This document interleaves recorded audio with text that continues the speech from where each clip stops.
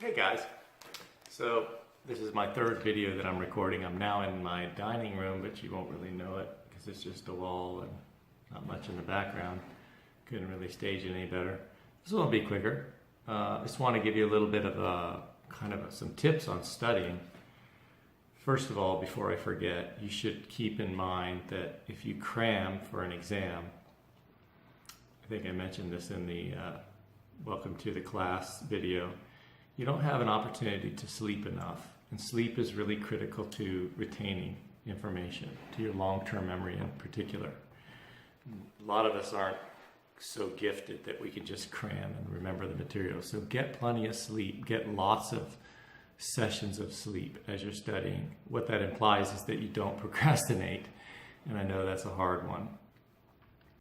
But I want to talk to you a little bit about another analogy that I've thought of, and it's become very real to me and seems like it might be constructive. I used to talk with students when they'd say, tell me what you think I could do to do better in your class. How can I study differently? And I used to talk about using different colored markers and highlights and flashcards and everything. But the truth is, I'm not a learning expert, so those are just things that I've heard over time. None of them particularly worked for me.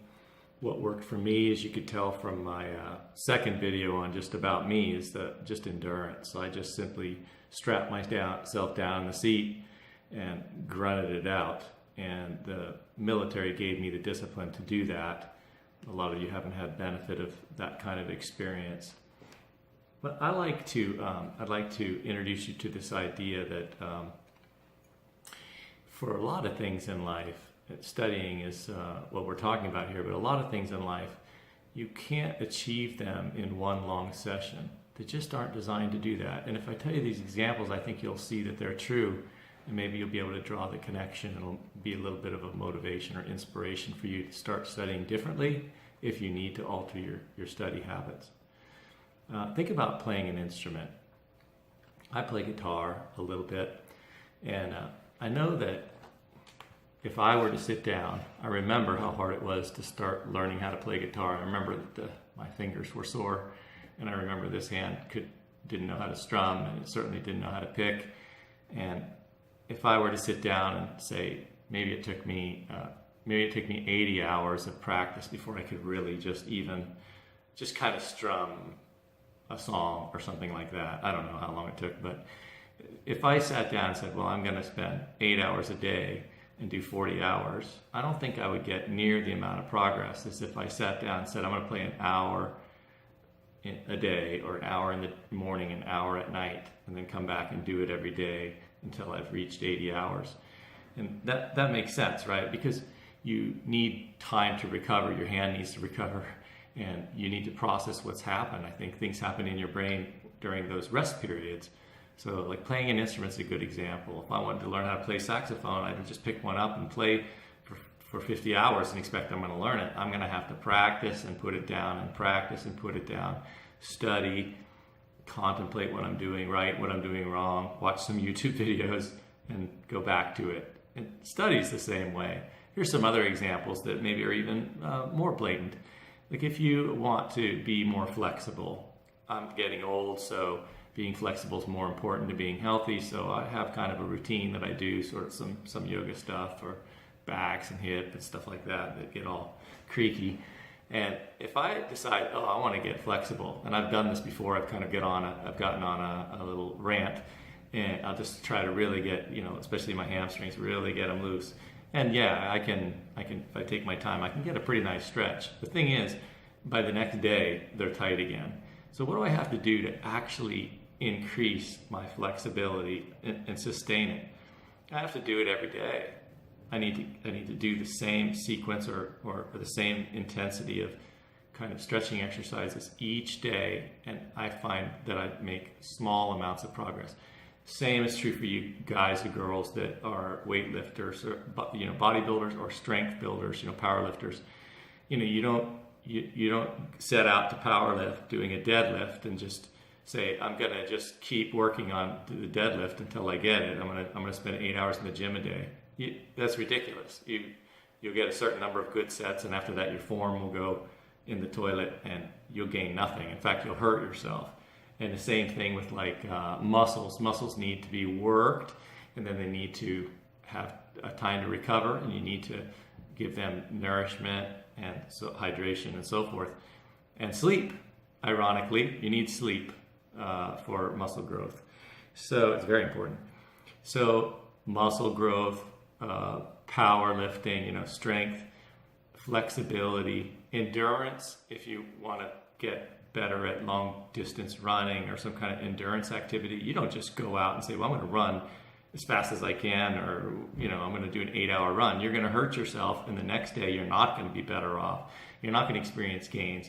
You have to train in a way that it's kind of methodical and thoughtful. The same thing with studying. You need to study in a way that's smart. Study smarter, not harder.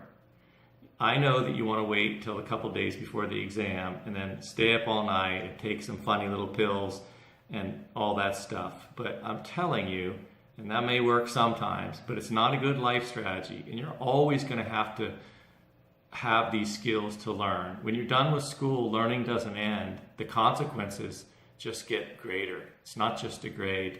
It's a whole career. It's a job. So use those examples. Think about them for a few minutes. And if they resonate with you, ask yourself, why would learning not follow that same pattern?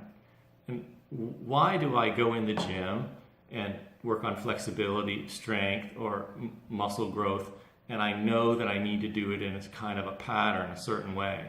I know I can't go in and work biceps, even though we love biceps, and then go the next day and do biceps, and then go the next day and do biceps, or they don't have time to recover any more than you can sit down and study something and just study and take a 5-minute break and study and take a 10-minute break and study.